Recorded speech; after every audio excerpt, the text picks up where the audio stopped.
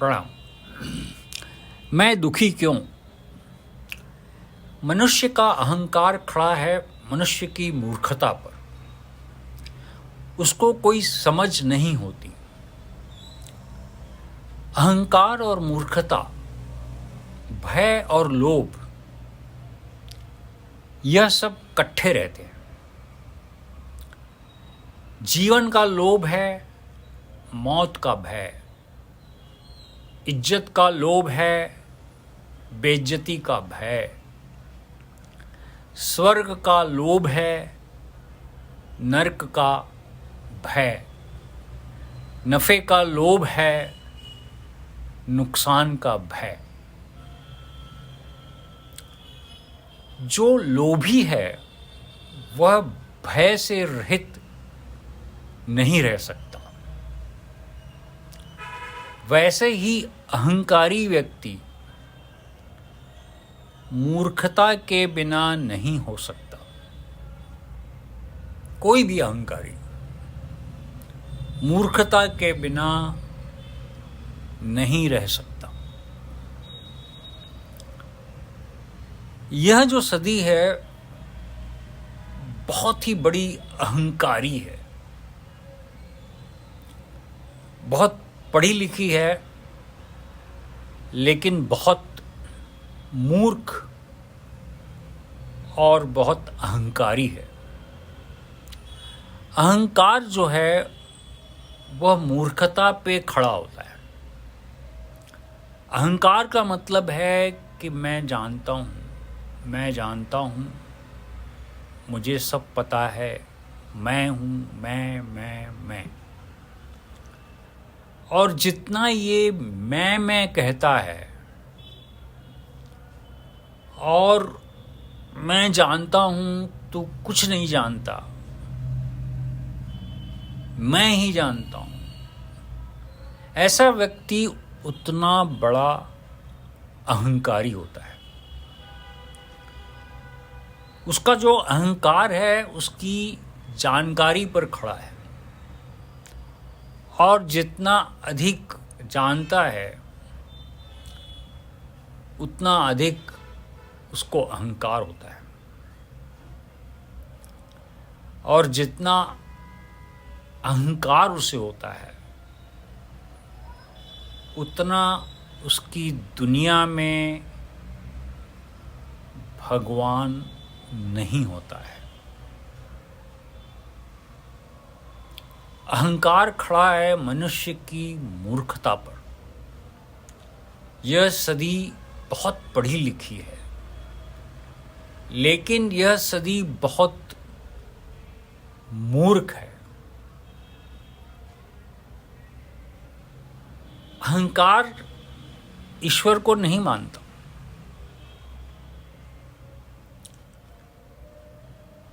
ईश्वर के बिना कुछ भी नहीं है, पर मनुष्य ईश्वर होने का इनकार कर सकता है। यह मनुष्य को भगवान की दी हुई एक छूट है कि वह ईश्वर के होने का इनकार कर सकता है। ईश्वर के बिना विश्व में कुछ भी नहीं है, सब कुछ वही है, पर मनुष्य उसको मानने से इनकार कर सकता है। कहते हैं मनुष्य जितना अचेत होगा, मूढ़ होगा, वो उतना ही ईश्वर का इनकारी होगा। पशुओं पक्षियों के जीवन में, पेड़ पौधों के जीवन में, रेत मिट्टी पत्थर आदि को भगवान के अस्तित्व की समझ नहीं है। उनकी स्मृति में परमात्मा नहीं है। मगर ये भी सच है कि मनुष्य की याद में भी भगवान नहीं है, मनुष्य की समझ में भी परमात्मा नहीं है। मनुष्य को बहुत कुछ समझ में आया है, लेकिन मनुष्य परमात्मा के बारे में कुछ नहीं जानता।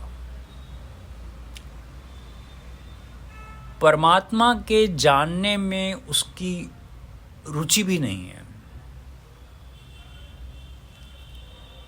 मनुष्य की अक्ल भी उसे कोई मदद नहीं कर सकती। उसकी बुद्धि संसार को समझने के लिए काम में आ सकती है, लेकिन ईश्वर को समझने में यह बुद्धि काम में नहीं आ सकती है। भगवान तक उसकी बुद्धि की पहुंच नहीं है। मनुष्य की बुद्धि उसे अधिक से अधिक सिर्फ भगवान के दर तक पहुंचा सकती है, पर भगवान के घर तक नहीं। जिसको भी भगवान के घर तक पहुंचना है, उसे अपनी अक्ल को, अपनी बुद्धि को पीछे छोड़ना पड़ता है।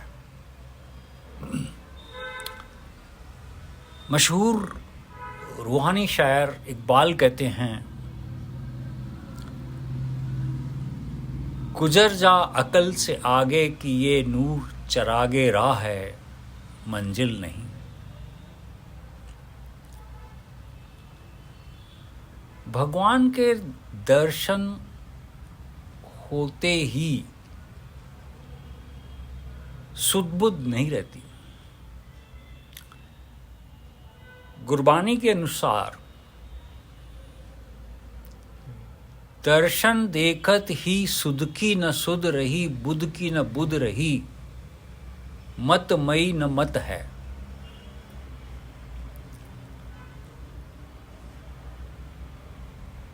तो यह जो है, दर्शन होते ही मनुष्य की सुध-बुध नहीं रहती। कबीर जी भी कहते हैं, कही कबीर बुद्धि हर लई मेरी, बुद्धि बदली सिद्धि पाई। बुद्धि बदली सिद्धि पाई। हरि ने मेरी बुद्धि बदल दी, चुरा ली और अपनी बुद्धि दे दी, जिससे मुझे सिद्धि प्राप्त हुई। मेरे पास कोई सूझ समझ नहीं है। मैंने इन सबको पीछे छोड़ दिया है, तब जाके मैं यहाँ तक पहुँचा हूँ।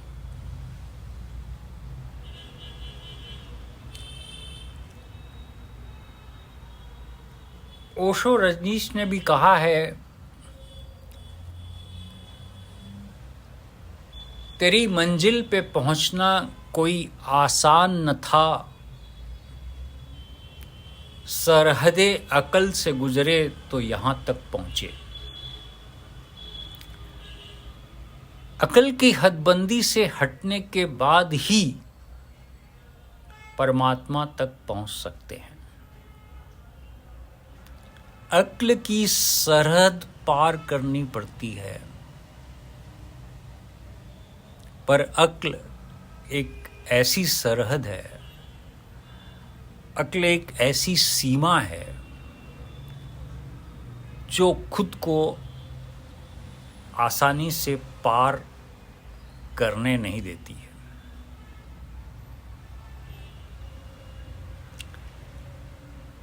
परमात्मा के हुक्म की मर्यादा परमात्मा की लीला, खेल के नियम ज्ञान के बिना समझे नहीं जा सकते। कोई भी लीला हो, कोई भी खेल हो, वह समझ पूर्वक ही बनाया जाता है। कोई भी लीला, कोई भी खेल समझ के बिना नहीं होता। समझ नहीं हो तो खेल भी नहीं होता। समझ नहीं हो तो मर्यादा भी नहीं होती। मर्यादा को भी समझ नहीं सकते, क्योंकि मर्यादा के लिए भी समझ चाहिए, खेल के लिए भी समझ चाहिए। आखिर खेल भी किसी ज्ञान की आधारशिला पर खड़ा होता है। हर खेल का अपना ढंग होता है, वो तो आना ही चाहिए। बिना ढंग के, बिना समझे जाने बिना, बिना खेल के नियम जाने बिना कोई भी खेल दुनिया में नहीं है। हर खेल का अपना ढंग है, ज्ञान है, समझ है, नियम है। अगर संसार खेल है तो वह परमात्मा के ज्ञान पर खड़ा है, परमात्मा की समझ पर खड़ा है। अगर संसार में सब कुछ नियमबद्ध है तो नियम किसी की समझ पे खड़ा है। ऐसे ही सब कुछ नहीं चल रहा। अगर परमात्मा के नियम ही नहीं हो तो मनुष्य जो चाहे कुछ भी कर सकता है। वो कह सकता है कि दांतों को सिर के ऊपर होना चाहिए, हाथ पैरों की जगह होना चाहिए, पैर हाथों की जगह होना चाहिए।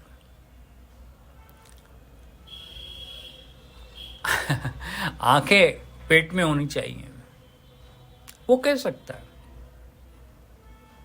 जबान सिर के ऊपर होनी चाहिए, ये सब वो कह सकता है अगर भगवान के नियम नहीं है। मगर भगवान की मर्यादा है, उसके नियम है, उसकी लीला, उसका खेल उसके ज्ञान पर आधारित है। वो उसके नियमबद्ध तरीके से चलता है। इस सृष्टि में सब कुछ नियमबद्ध है। एक एक चीज जो है वो नियमबद्ध है, और ये दिखाता है कि यह नियमबद्धता परमात्मा के ज्ञान पर आधारित है। यह लीला बताती है कि ज्ञान है। मनुष्य को इस ज्ञान की अगर समझ आ जाए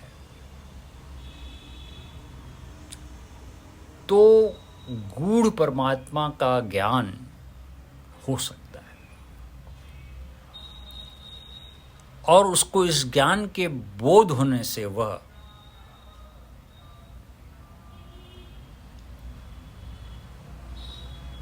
परमात्मा की बनाई सीमा में ही रहेगा। उस सीमा को तोड़ेगा नहीं, उसकी नियमबद्धता को तोड़ेगा नहीं। और ऐसे व्यक्ति के लिए जन्म और मरण एक लीला हो जाएगी। आवन जावन एक खेल बनाया, आज्ञाकारी कीनी माया। जन्म एक खेल है, मरना भी एक खेल है, लेकिन यह खेल परमात्मा की बनाई हुई मर्यादा के बीच है। वो उसकी तरकीब के अंदर है, ऐसे ही नहीं चल रहा है। मर्यादा पूर्वक परमात्मा के बनाए नियम से चल रहा है।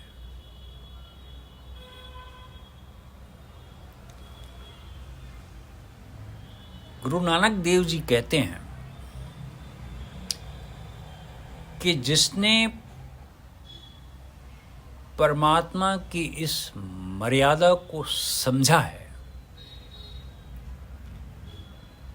जिसने परमात्मा की इस तरकीब को समझा है,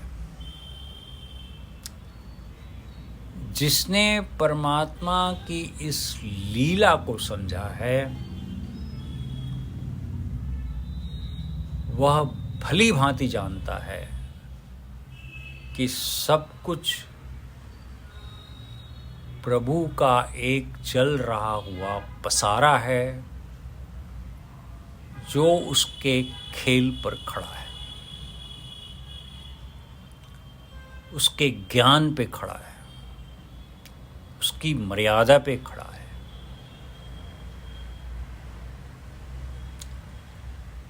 कह नानक जिन हुक्म पछाता, प्रभ साहिब का तिन भेद जाता।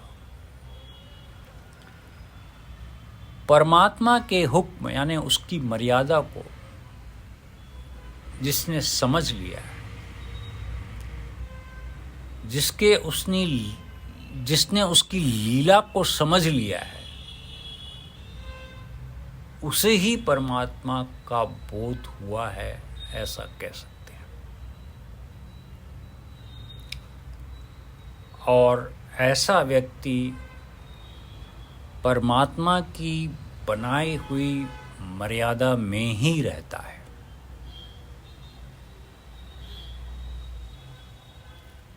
जिस व्यक्ति को इस तरह की समझ नहीं हुई है, तो उसके लिए कोई मर्यादा भी नहीं है, समझ नहीं है, और उसके लिए लीला भी नहीं है।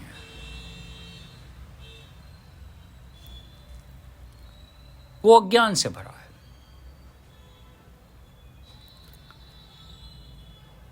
समझ जो है वो ज्ञान का मूल है, समझ मूल है। गुरु नानक जी कहते हैं,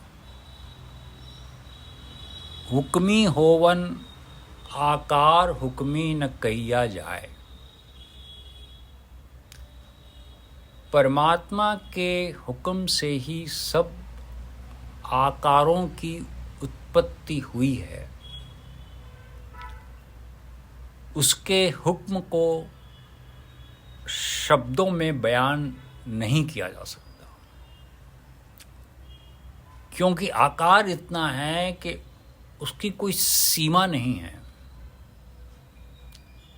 उसकी कोई गिनती नहीं कर सकता, नाप तोल नहीं हो सकती।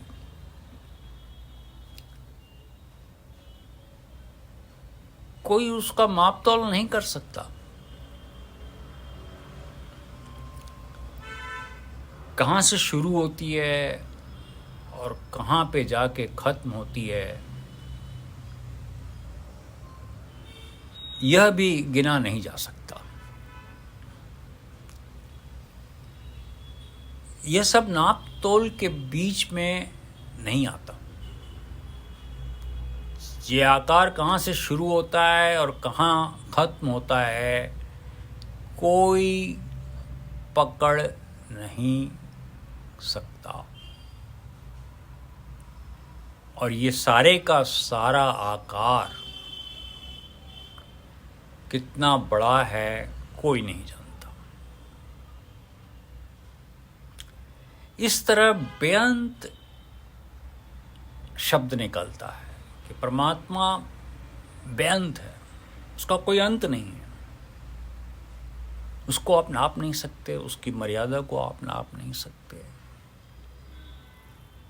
कहाँ से कहाँ फैला हुआ है वो नहीं जान सकते। परमात्मा की मर्यादा कहाँ तक है और उसकी ये लीला कितनी पसरी हुई है, ये सारे का सारा जानना संभव नहीं है। सूरज की एक किरण अपने घर में आ सकती है, लेकिन हम चाहें कि सारे का सारा सूरज अपने कमरे में आ जाए तो वो नहीं हो सकता। अगर हम चाहें कि सूरज हमारे ड्राइंग रूम में आकर हमारे सोफा पे हमारे साथ बैठे तो वो बिल्कुल असंभव है, वैसा नहीं हो सकता। अगर वो ऐसा होगा तो हम ही जल जाएंगे, हम ही खत्म हो जाएंगे, हम ही नहीं रहेंगे, क्योंकि वो इतना तेजस्वी है। लेकिन उसकी किरण आ सकती है, उसकी रोशनी आ सकती है। इसी तरह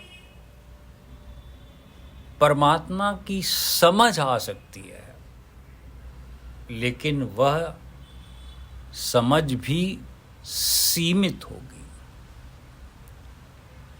यह समझ भी समझने वाले के अपने हृदय और दिमाग के अनुसार होगी। जिसका जितना दिमाग, जिसका जैसा हृदय, वैसी ये समझ होगी। विद्वान जो हैं उसको इस तरह से समझते हैं कि समझ लीजिए कि बारिश हो रही है और हमने एक जगह एक थाल, एक लोटा, एक गिलास, एक थाली बारिश में रख दी है, तो क्या होगा? थाल में जो पानी का आकार होगा वो थाल जैसा होगा, ग्लास में उसका आकार ग्लास जैसा अलग होगा और थाली में उसका थाली जैसा आकार होता है। वैसे ही गिलास में आकार उस जैसा ही होगा।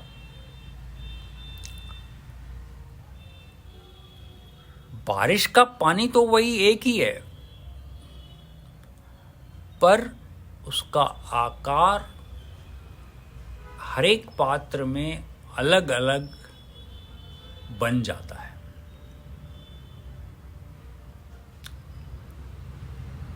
इसी प्रकार सबके हृदय अलग अलग हैं, सबके संस्कार जो हैं अलग अलग हैं, सबका बौद्धिक स्तर भी अलग अलग है। तो परमात्मा का आकार भी उनके अंदर अलग अलग होता है। भले सारे पात्रों में पानी भरा हुआ है, पानी एक ही है, लेकिन सब पात्रों में पानी ने अपना अलग अलग आकार बनाया हुआ है। इसी तरह परमात्मा भी अलग अलग जीवों में वर्षा के पानी की तरह अपना अलग अलग स्वरूप बनाता है। वह प्रत्येक जीव में भिन्न भिन्न स्वरूपों में रहता है।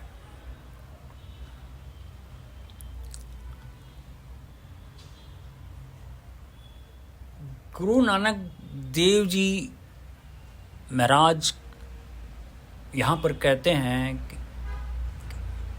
कि हुक्मी होवन आकार हुक्म न कहिया जाए, हुक्मी होवन जीव हुक्म मिले वडियाई।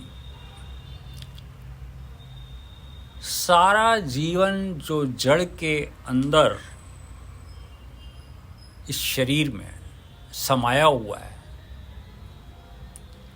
सब कुछ उसके बनाए हुए हुक्म के मुताबिक ही है। हुक्मी उत्तम नीच हुक्मी लिखी दुख सुख पाए, उसके लिए उसके लिखे हुए हुक्म के मुताबिक ही दुख है, सुख है। और ये एक ऐसी पंक्ति है कि जिससे दिमाग थोड़ा चकरा जाता है। दुख सुख हर एक के मस्तक पे लिखा हुआ है, लेकिन हमें किस तरह पता चल सकता है? हम किस तरह अपना मस्तक पढ़ सकते हैं? कैसे पढ़ें? कैसे पढ़ें इस दुख को? कैसे पढ़ें सुख को? अगर वाकई ये हुक्म है उस परमात्मा का, तो आखिर इसको पढ़ें कैसे?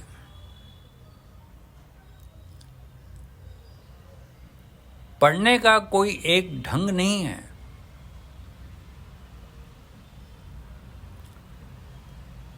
कहते हैं जो होवा होवत सो जाने, पब अपने का हुक्म पछाने। जो होना था वो हो गया है, यही परमात्मा की इच्छा थी, यही उसका हुक्म था। सुख मिला है, सुख मिलना था, हुक्म है उसका। दुख मिला है, मिलना ही था, क्योंकि उसका हुक्म है। इज्जत मिली थी क्योंकि उसका हुक्म था, पर बेइज्जती हो गई, वो भी होनी थी, उसका ही हुक्म है।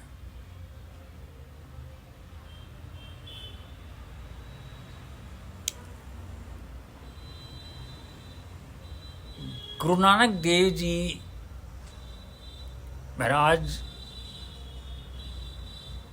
कहते हैं कि हुक्मी रजाई चलना नानक लिखिया नाल, हुक्मे अंदर सबको बाहर हुक्म न कोय, नानक हुक्मे जे बुझे त अहुमे कहे न कोय। अर्थात यह सारा संसार प्रभु के हुक्म के अनुसार ही चल रहा है। जो उस प्रभु के इस आदेश को समझ लेता है, उसका अपना अहम भाव समाप्त हो जाता है। मैं मेरा मेरा, मैंने किया, ये सब की भावना विलुप्त हो जाती है। वह स्वयं को प्रभु के चरणों में समर्पित कर अपनी सांसारिक चतुराई त्याग देता है।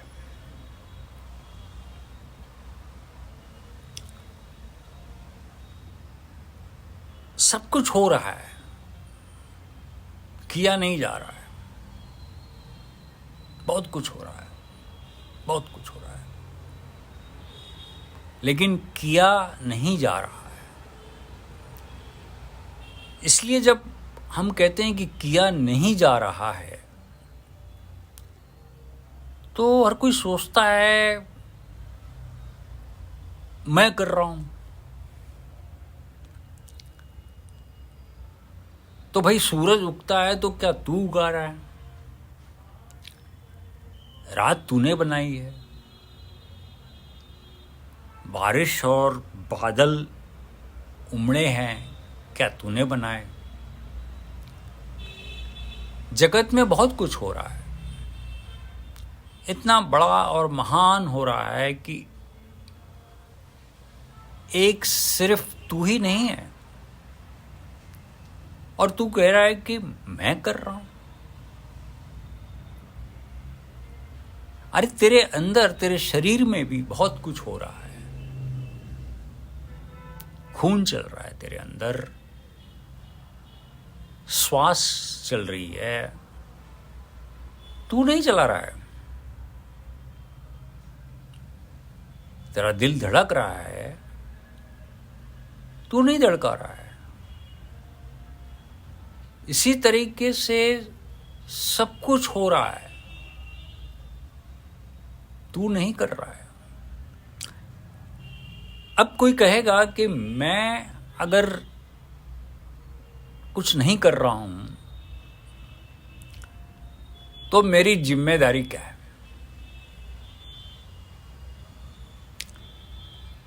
तो कहते हैं तेरी जिम्मेदारी कुछ नहीं है।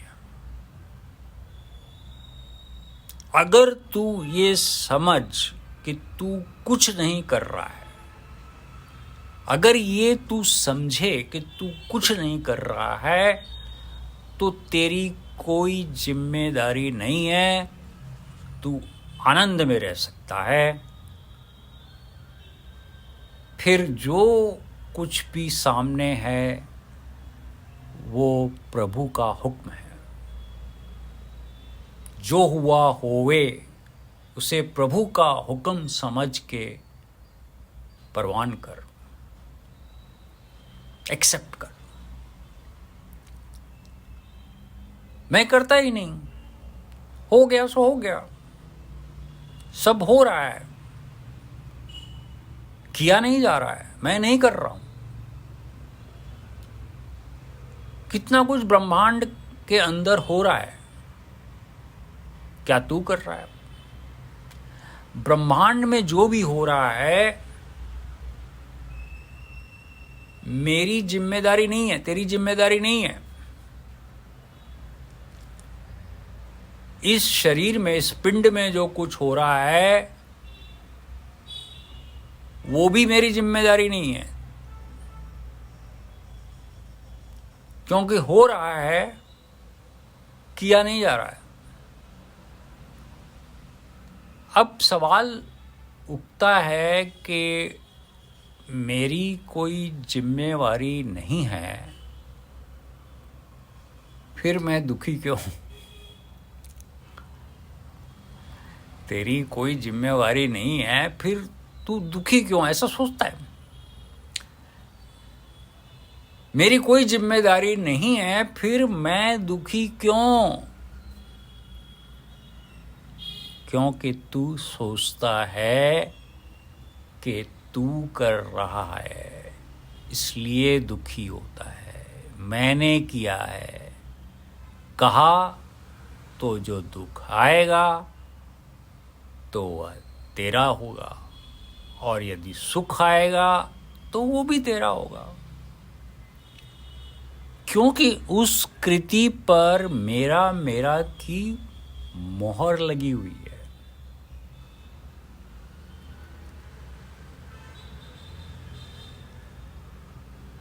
तो जिस व्यक्ति को यह यकीन हो जाता है कि जो कुछ भी हो रहा है वो सब परमात्मा के हुक्म से, उसकी बनाई हुई मर्यादा में हो रहा है, और जो उसकी मर्यादा को खुशी से मानता है और जो उसकी रजा में अपनी रजा समझता है, पता है तब वो क्या करता है, क्या कहता है?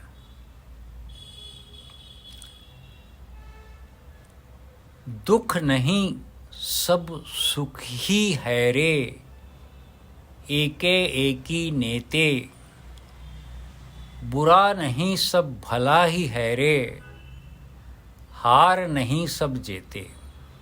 ये गुरु अर्जुन देव जी की पंक्ति है। कौन कहता है जगत में कुछ बुरा है?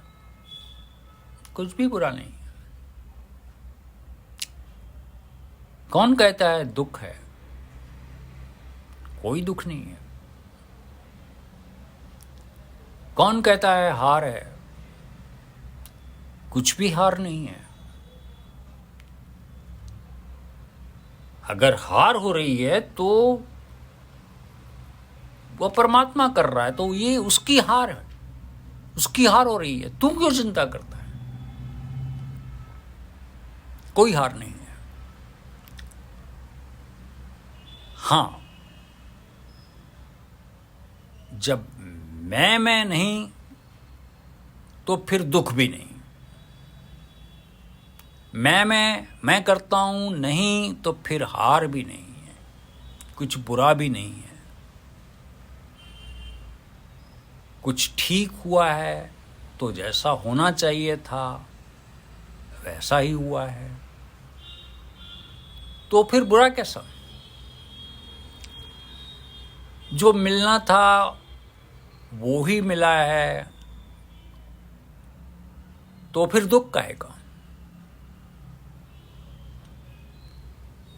दुख नहीं सब सुख ही है रे, एके एकी नेते। परमात्मा की बनाई हुई मर्यादा में दुख है ही नहीं, सब सुख ही सुख है। जो कुछ भी हो रहा है सब के पीछे सिर्फ एक परमात्मा की ही नियत काम कर रही है, उसी का नियम काम कर रहा है, उसकी ही सोच काम कर रही है, उसकी ही मर्यादा काम कर रही है, उसकी लीला काम कर रही है, उसी की समझ काम कर रही है। जब उस एक परमात्मा से ही सब हो रहा है तो दुख काहे का? कोई दुख नहीं है। जैसा मुझे मिलना चाहिए था वैसा ही मिला है, कोई दुख नहीं। जैसा मेरे साथ होना चाहिए था वैसा ही हुआ है, कुछ बुरा नहीं है।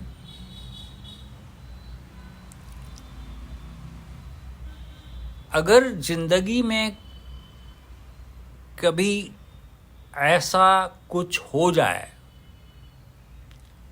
जो हृदय को कबूल नहीं है, कुछ ऐसी घटना, दुखद घटना हो जाए और उसके तुम इनकारी हो जाओ,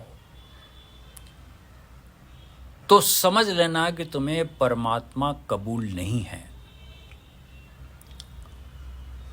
तू भले कितना दान पुण्य करता है, पूजा पाठ करता है, लेकिन तू परमात्मा को नहीं मानता, तू नास्तिक है। सिर्फ वही नास्तिक नहीं है जो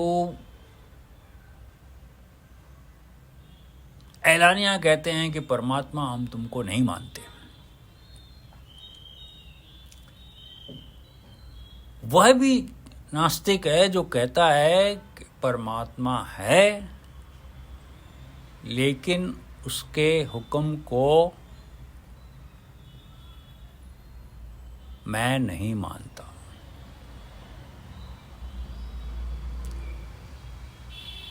ऐसे लोग परमात्मा को माथा भी टेकते हैं, दान पुण्य भी करते हैं, पर जब कोई दुख आ जाए तो परमात्मा को कहते हैं कि तूने ये क्या करा दिया। इसके कारण हम तेरे हुक्म को नहीं मानते। ये ठीक नहीं हुआ मेरे साथ, ये ठीक नहीं किया तुमने मेरे साथ। ऐसे लोग भगवान को मानते हैं लेकिन उसके हुक्म को नहीं मानते। वे मंदिर, मस्जिद, गुरुद्वारों में जाते हैं पर वो परमात्मा का हुक्म नहीं मानते। और ऐसे लोग भी नास्तिक ही हैं।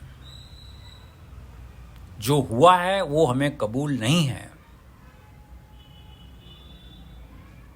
तू कहता है कि रात हुई है लेकिन मुझे रात नहीं चाहिए,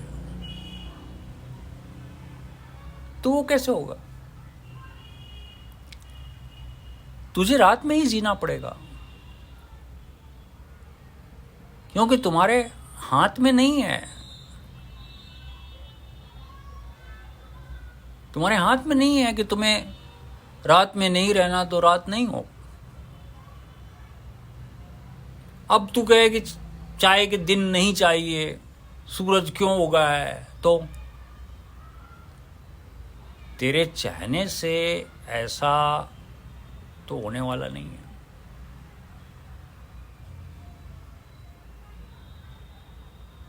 कतई होने वाला नहीं। यह बात अच्छी तरह से समझ लेनी चाहिए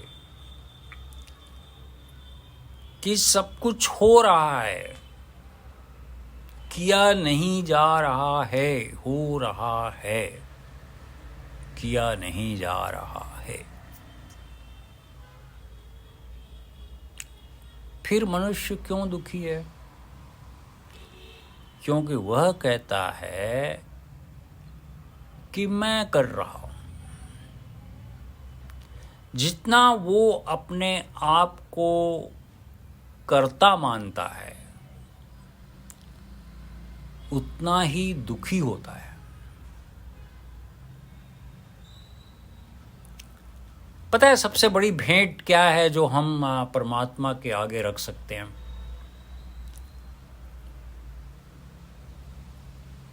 अपना अहंकार। अपना अहंकार रखना ये ही सबसे बड़ी भेंट है। धन भेंट करना, सोना चांदी भेंट करना, ये सब कुछ तो इस वास्ते है कि किसी दिन मनुष्य को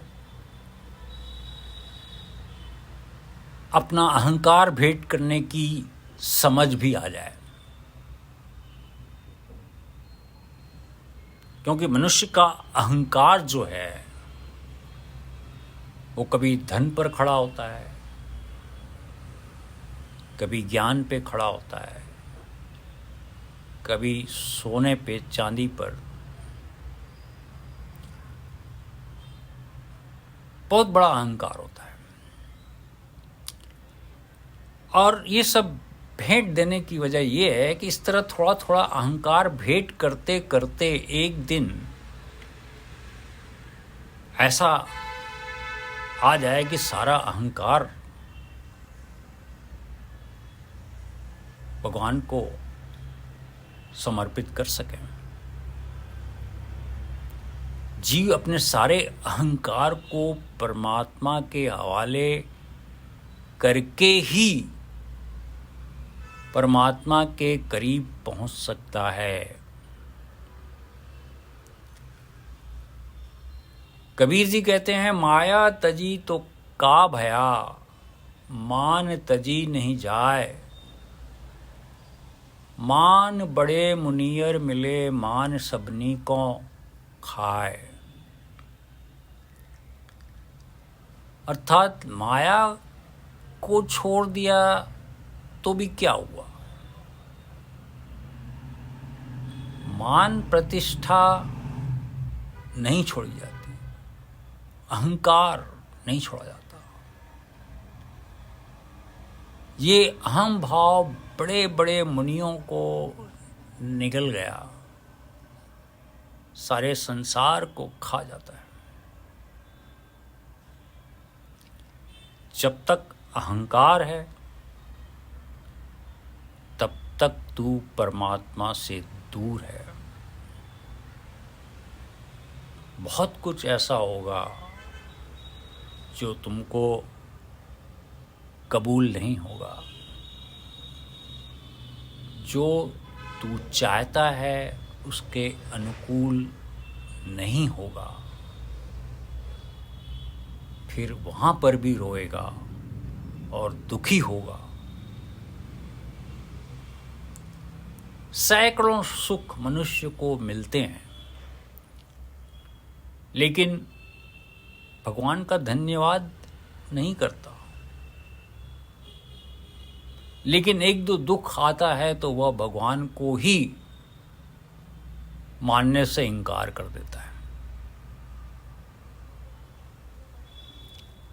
हजार खुशियां मिलती हैं, लेकिन कभी धन्यवाद नहीं करता।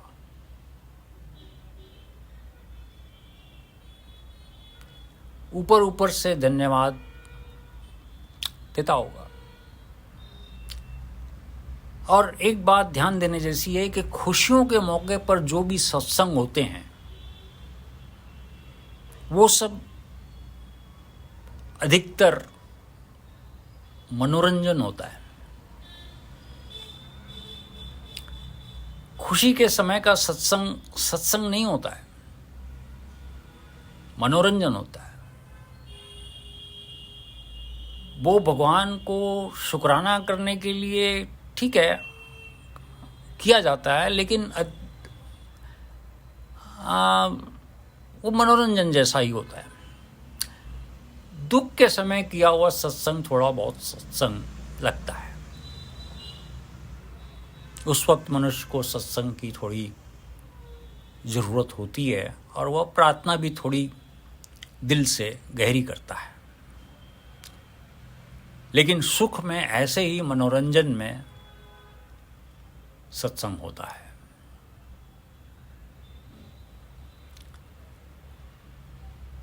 हजारों सुख मिलने पर भी तू भगवान का शुक्रिया नहीं अदा करता। लेकिन एक दुख आता है, उसमें तू गिले करने लगता है। उसने जीवन दिया, उसने जीवन के लिए सब कुछ दिया, कभी धन्यवाद भी नहीं करते।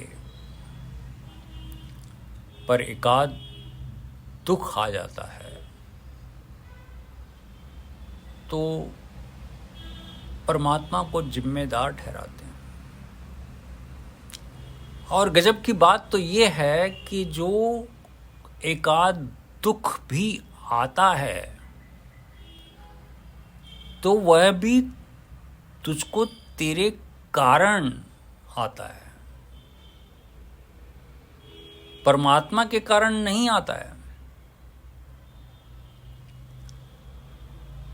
परमात्मा दुख कभी भी नहीं देता।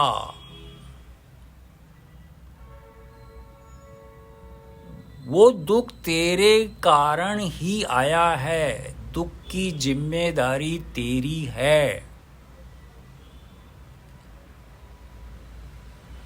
यह बात अलग है कि तू परमात्मा को जिम्मेदार ठहराता है। परमात्मा के नियम के अनुसार नहीं चलने के कारण यह दुख तुझे आया है।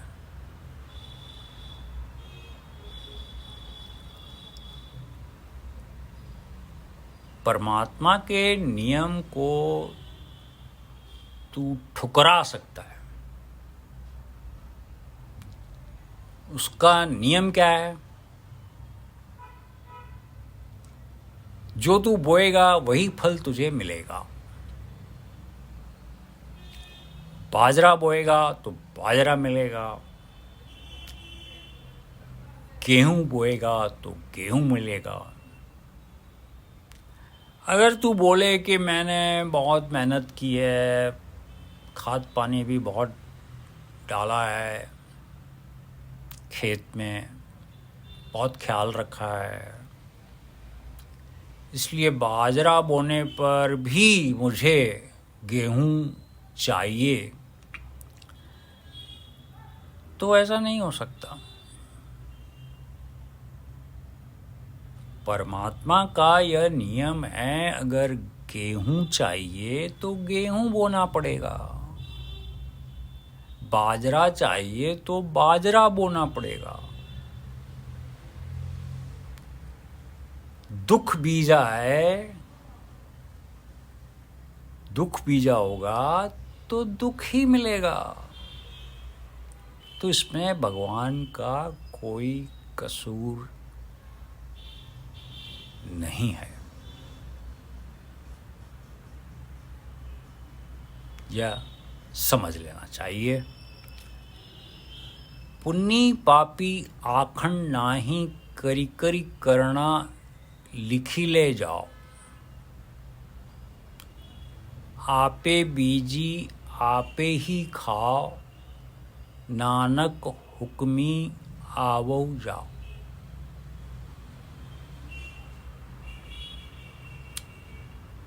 जो बीज बोया है वही मिलेगा, जो बोया है वही मिलेगा, वही फल मिलेगा। जिस तरह के कर्म तू करेगा वैसे ही फल तुझे मिलेंगे। पाप कर्म से दुख मिलेगा, पुण्य करने से सुख मिलेगा। जो कुछ तू खुद बीजेगा उसका फल तुझे स्वयं ही खाना होगा। सब कुछ परमात्मा के हुक्म से, उसकी बनाई हुई मर्यादा के अनुसार ही होता है। ये परमात्मा का नियम है। परमात्मा इस नियम को नहीं तोड़ता, इसलिए तेरे दुख की जिम्मेदारी परमात्मा की नहीं है। फिर भी परमात्मा की इतनी जिम्मेदारी है कि उसकी बनाई हुई जो मर्यादा है उसमें उसने तुझे एक छूट दी हुई है कि तू उसके नियम की उल्लंघना कर सकता है।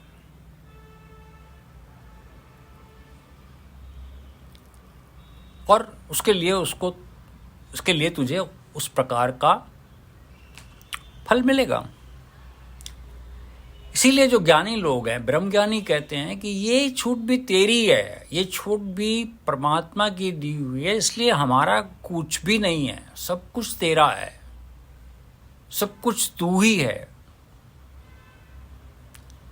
अच्छा बुरा बीज बोने की जो छूट है वो तुम्हारी ही दी हुई है, इसलिए सब कुछ तेरा है।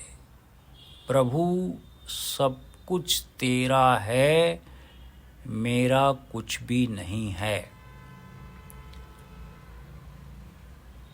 इस तरह देखा जाए तो सब कुछ हो रहा है, नियमबद्ध हो रहा है।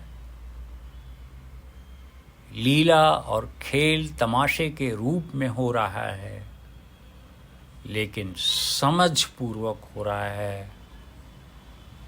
नियम के अंदर लीला है, तमाशा है, उसका खेल है। खेल के नियम होते हैं, इसलिए लिखे हुए हुक्म के मुताबिक उसकी मर्यादा के मुताबिक मनुष्य दुख भोगता है, सुख भोगता है।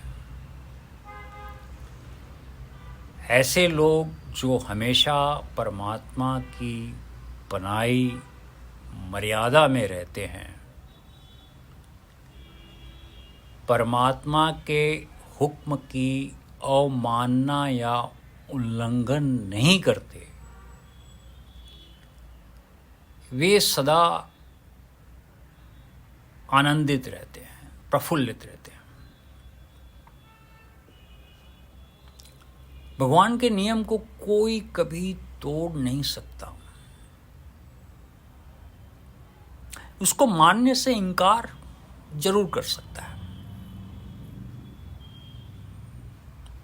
पर उसका परिणाम उसे भोगना पड़ेगा।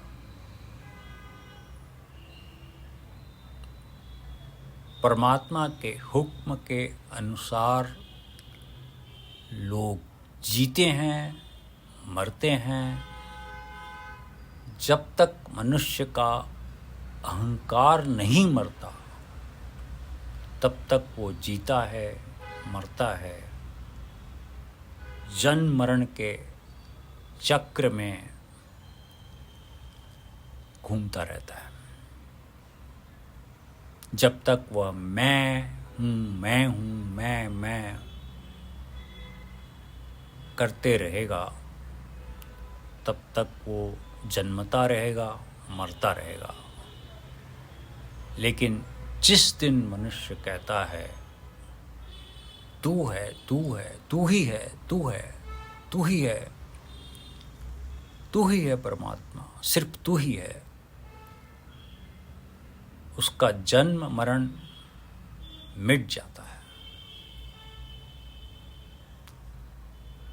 परमात्मा की बनाई हुई मर्यादा में सारे हैं, उसके बाहर कुछ भी नहीं है। सब उसकी नियमावली के अनुसार ही चलता है। जहाँ तक वो है, तब तक मर्यादा है, नियमबद्धता है।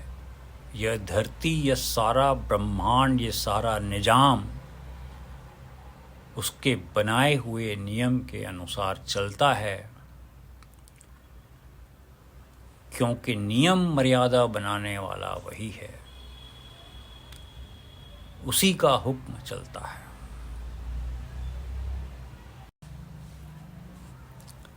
परमात्मा के हुक्म को समझने वाले की पहचान क्या है? वह मानता है कि वह कुछ नहीं करता है। वह कहता है कि आज तक जो कुछ हो गया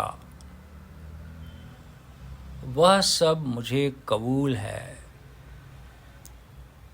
क्योंकि तेरी तरफ से हुआ है भगवान, तेरी तरफ से हुआ है, तेरे नियम पूर्वक हुआ है, तेरी समझ पूर्वक हुआ है, मेरे को कबूल है, मुझे परवान है, मैं तस्लीम करता हूँ। और जिसको तस्लीम कर लिया वो बोझ नहीं होता। अगर हुक्म परमात्मा का है तो परमात्मा के साथ प्यार है। हे प्रभु, तेरा हुक्म है, ये कोई बोझ नहीं है, ये परवान है, ये कबूल है, ये तस्लीम। जिस किसी को परमात्मा के हुक्म की समझ आ जाती है, उसको मानते हुए, परमात्मा को मानने में कोई देर नहीं लगती। उसका अहंकार मिट जाता है। उसके मुंह से कभी ये नहीं निकलता कि मैं कुछ हूँ। वह निर्मल हो जाता है, नम्रता की वो मूर्ति हो जाता है, गरीबी सादगी की मूर्ति हो जाता है। उसके लिए परमात्मा प्रकट हो जाएगा, वह परमात्मा का रूप हो जाएगा, ईश्वर का रूप हो जाएगा। प्रणाम।